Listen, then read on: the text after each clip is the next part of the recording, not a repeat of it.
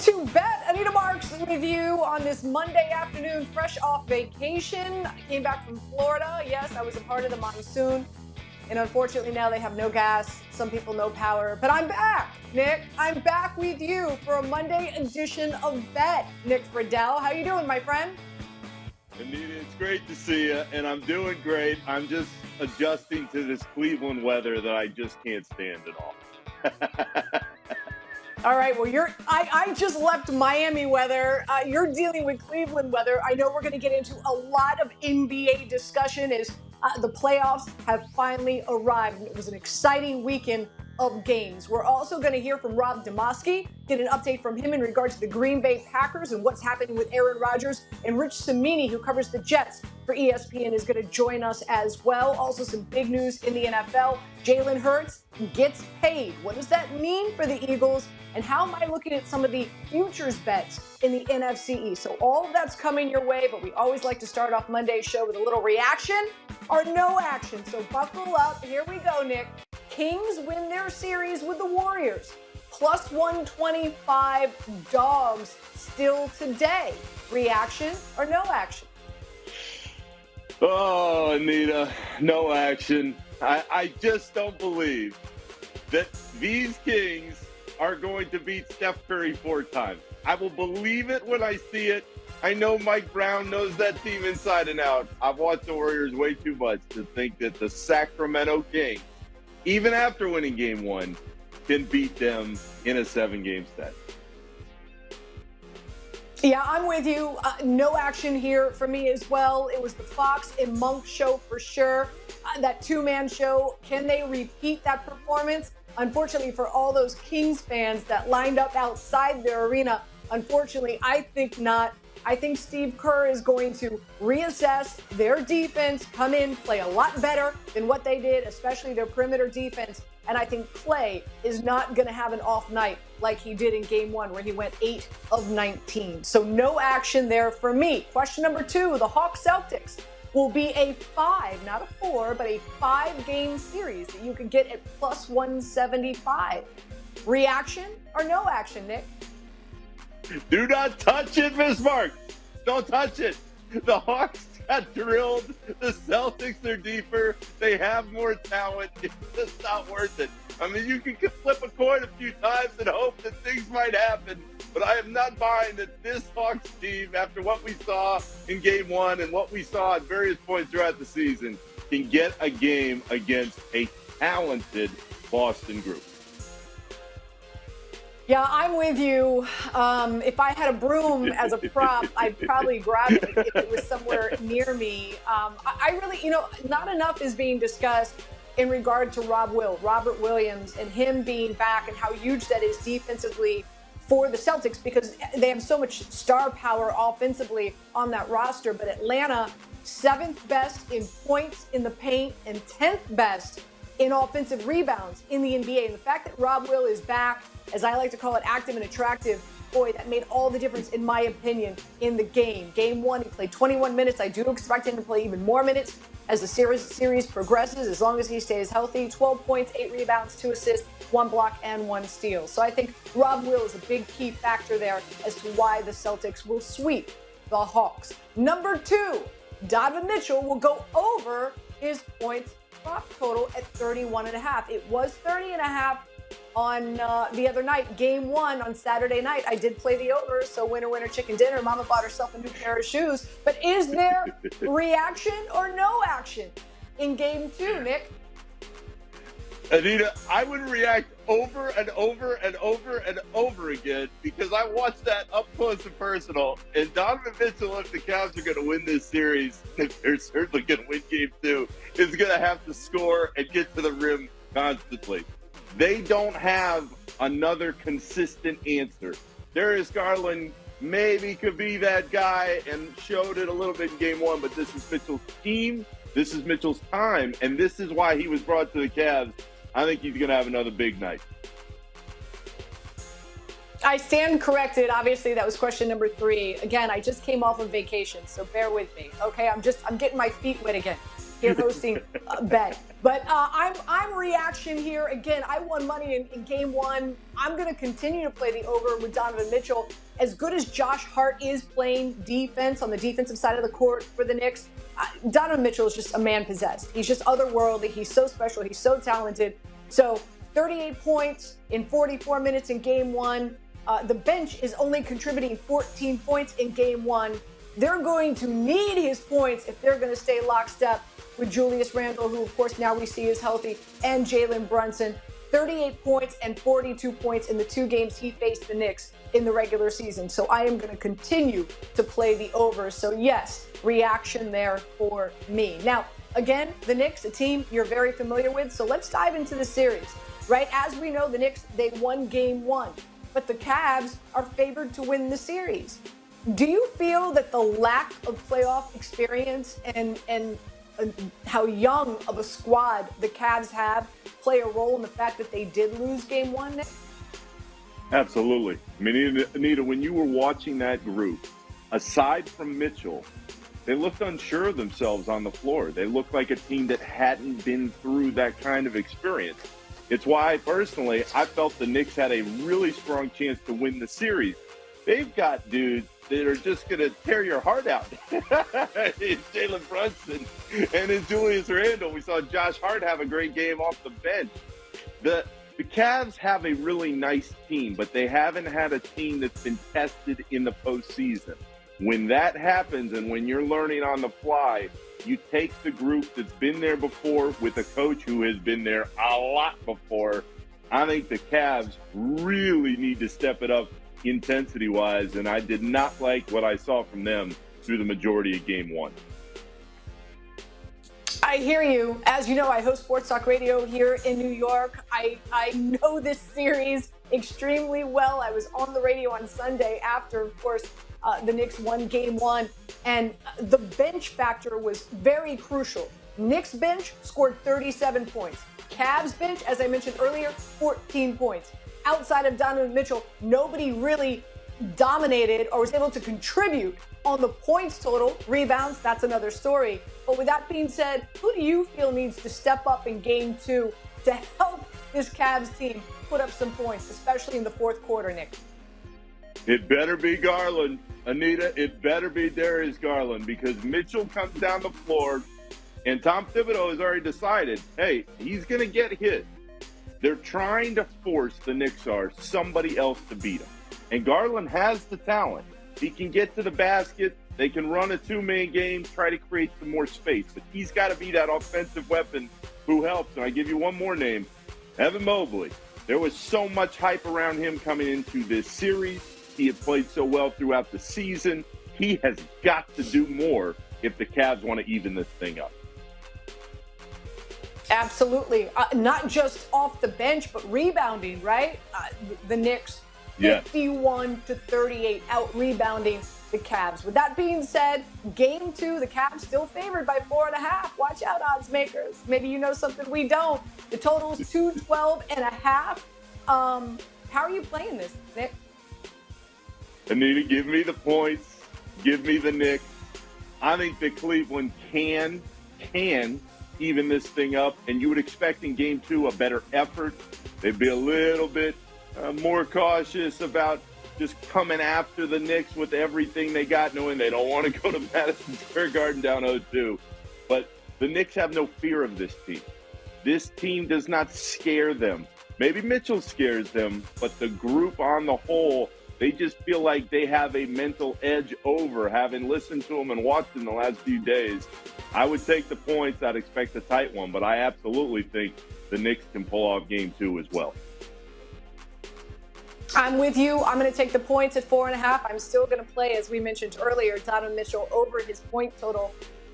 We mentioned how the bench definitely contributed more on the Knicks side. We talked about how they out-rebounded. And here was another big key factor. I just feel like the Knicks are checking all the boxes, Nick, and that is offensive rebounding and equating in second chance opportunities. The Knicks had 23 second chance points, where the Cavs only had 12. And it's really surprising because one of the mismatches you thought would happen in this game is the fact that You've got the two tall dudes in the paint in Mobley and Allen.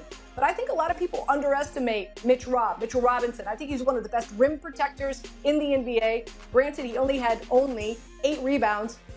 He averages 10 to 11 a game, especially against the Cavs. And another thing, Josh Hart. Nick, I don't think enough people talked about the addition of Josh Hart to this Knicks roster at the trade deadline. You saw the reaction when Brunson heard that they were bringing his Villanova partner in, but he has just been tremendous. 33 minutes off the bench, 17 points, 10 rebounds, out-rebounded Mitch Rob. So I just think the Knicks are checking all the boxes, and I'm with you. I think they win outright, so give me the Knicks and the 4.5. Let's look big picture here. A lot of folks might not be aware of this, Nick, but you did cover the Bucks. And unfortunately, this weekend, a lot of injuries to a lot of big-name players in the NBA, Giannis being one of them. With his injury now, the Bucks odds now move to minus 290. They're going up against the Heat dealing with some injuries of their own. But with that being said, can the Bucks beat the Heat without Giannis? Not sure if he's going to play or not. We're not breaking news here. But let's just say he is not good enough to go. Can they beat the Heat without Giannis? Yes. Anita, they're going to find their rhythm. They're going to get things in order. This Miami team, as much as I love Jimmy, they're just not good enough. Milwaukee has played without Giannis. There's a comfort level there.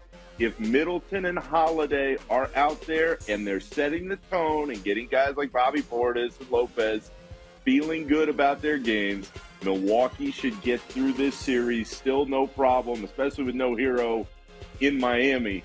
But this is a huge concern moving forward because we all agreed that Milwaukee was right up at the top. If Giannis isn't the same, their title chances are gone. But in this series, they have more than enough, to borrow a Tibbs line. They will beat the Heat no matter what.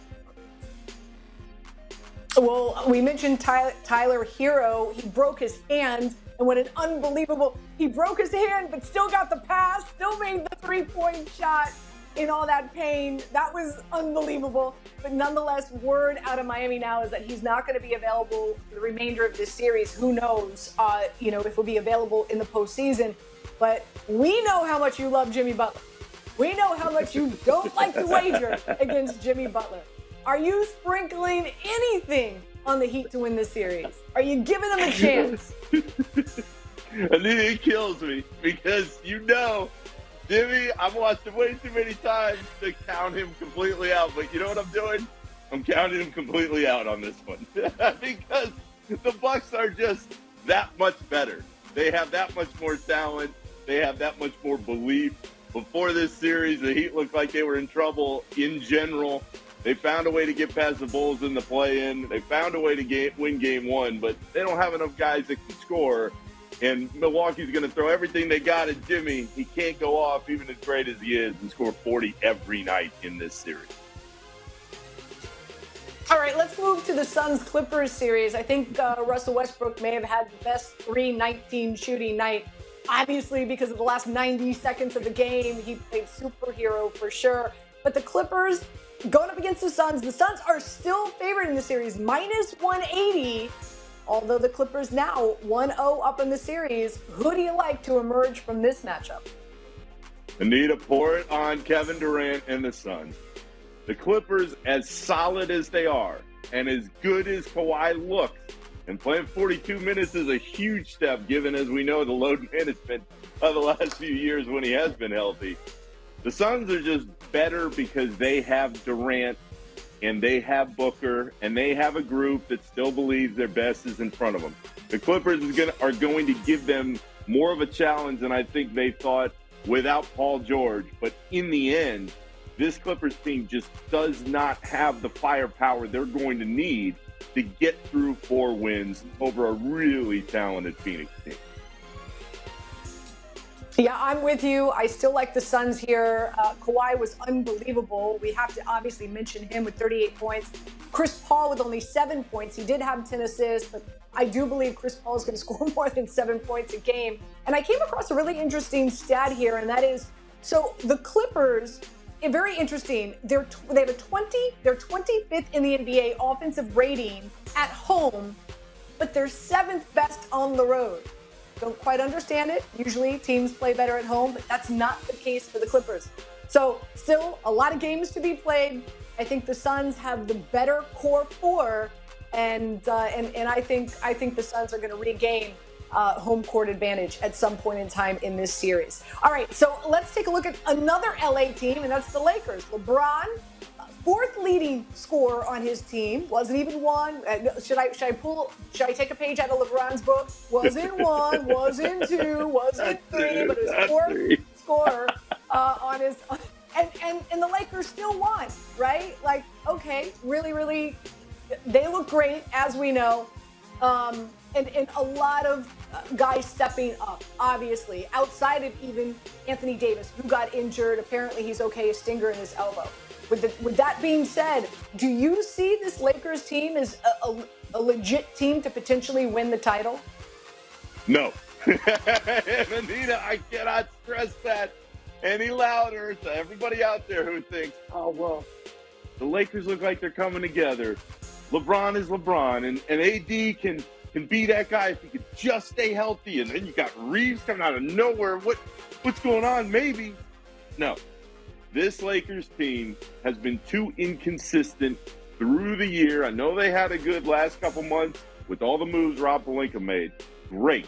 But you're telling me that LeBron at this stage of his career and Anthony Davis, after all the injury issues that he's had, both of those guys can stay healthy on the floor and play at an extremely high level. I'm not buying that. It's why I'm not buying the Lakers. Maybe they can't get through a depleted Memphis team here. I just don't believe they can make this happen over the course of a long postseason. Yeah, listen, I do believe Memphis still wins the series, right? No Steven Adams, no Brandon Clark. We know that. Apparently good news in regard to Morant. His x-rays came back negative, although he did tell the media pain level as a scale of 1 to 10, he said it's a 10. That's not great. Not sure if he's going to play game 2. Of course, we'll find out, I'm sure, hopefully early in the afternoon on game day. But Hachimura scoring 29 points. He was 5 of 6 from downtown. Reeves scoring 23 points, 3 of 5 from downtown. With all due respect to those two cats, I just don't expect that type of offensive performance. And I don't know about you, Nick, watching the game, I felt like LeBron was just going through the motions. It was kind of surprising to me, right? Like there wasn't a sense of urgency there. I felt like he was more of a facilitator. And sure enough, that's what he was. Is it his age at 38? Is it the fact that his foot allegedly needs surgery? So all those things combined, I do believe that Memphis continues to win this series. Nick, it's always great having you on Bet. We love your smiling face around here.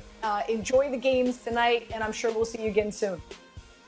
Anita, I appreciate you having me, and I'm going to go find a jacket and walk around in this place and find something to do, hopefully.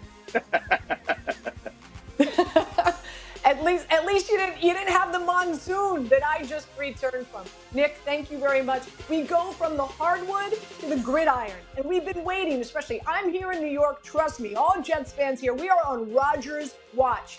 But it's been over a month now. Nothing has gotten done. Rodgers is not wearing that game green.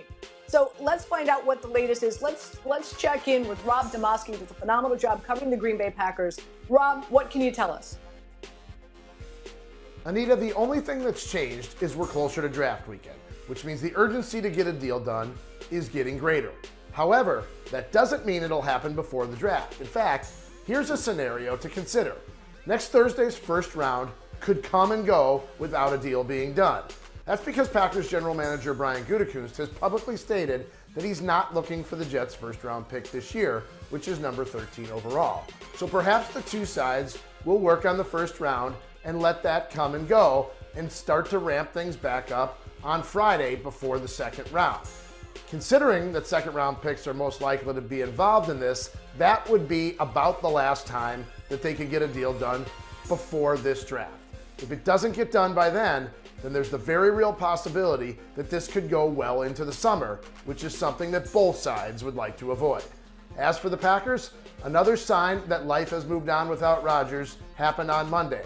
when Jordan Love, the quarterback in waiting, walked through the doors at Lambeau Field as their starting quarterback to begin the offseason program. Wow.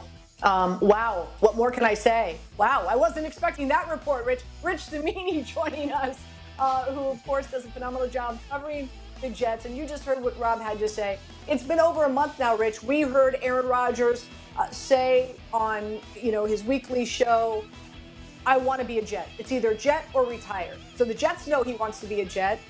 We know the intricacies going back and forth between the two organizations. But where it stands right now, on a scale of 1 to 10, how concerning is it to you that this deal has not gotten done? Anita, a 1. It's not concerning at all because you could see this coming from a mile away. You know how things go in the NFL in a lot of walks of life and a lot of different businesses. Things are deadline motivated. And really, there has not been a deadline over the last 4 weeks. So the teams have been slow playing it. Neither side wants to show their hand. But the deadline, or at least a soft deadline, is the draft, like Rob explained.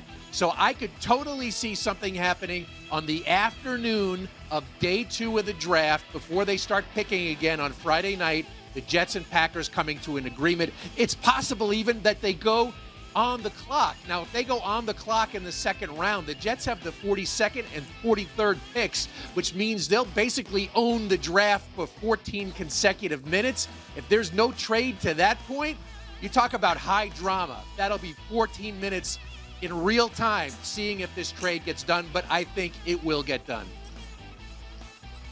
Oh boy, this draft is going to be really exciting, to say the least, for a lot of us here in New York.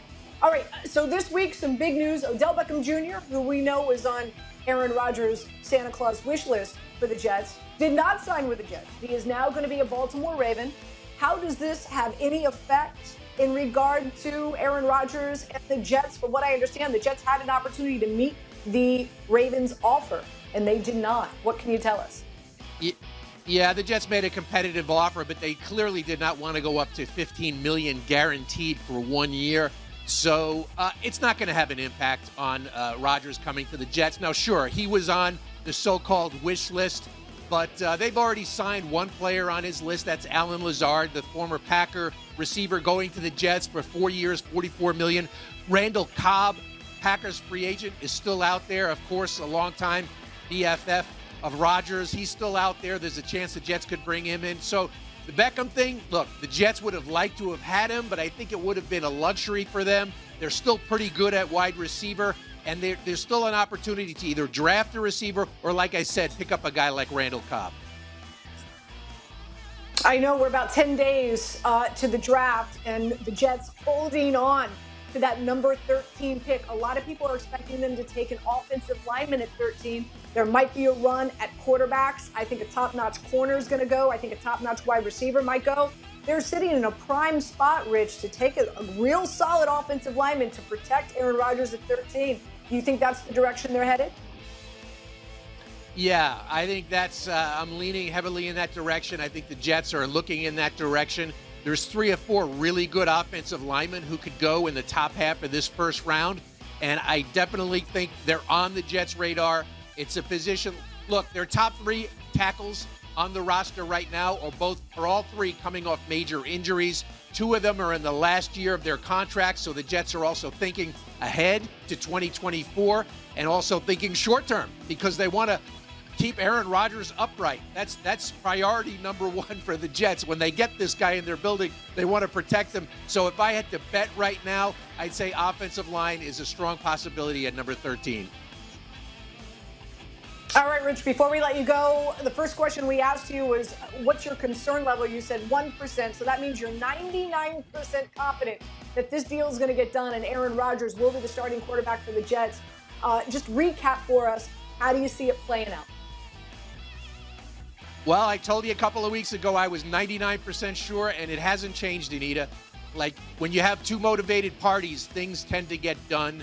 And like I said, it's a deadline-oriented business. The Packers are a team that is known for building through the draft. They cherish draft picks. They're not going to want to let this opportunity go by, let this draft go by without getting a couple of picks. So that's why the Packers will be under pressure to get a deal done, and the Jets will be under pressure because they just want to get a quarterback. Now, Zach Wilson was in the building today, last year's starter for the start of their offseason program. That's what I've been told. But everybody knows, and even the Jets have said this publicly, he's not the guy they want to be their starter. They want Aaron Rodgers, and they're going to get him. It's just going to take a little bit longer. Rich, great stuff as always. Appreciate your time. Again, as you know, we're all on Rodgers watch. This will be fun. Thank you. You bet. Thanks, Anita. Let's take a look. Here are some of your Jets futures if you want to dabble. To win the title, 14-1, conference 7-1, division 2-1. Watch out, those Buffalo Bills circling the wagons. Win total 9.5.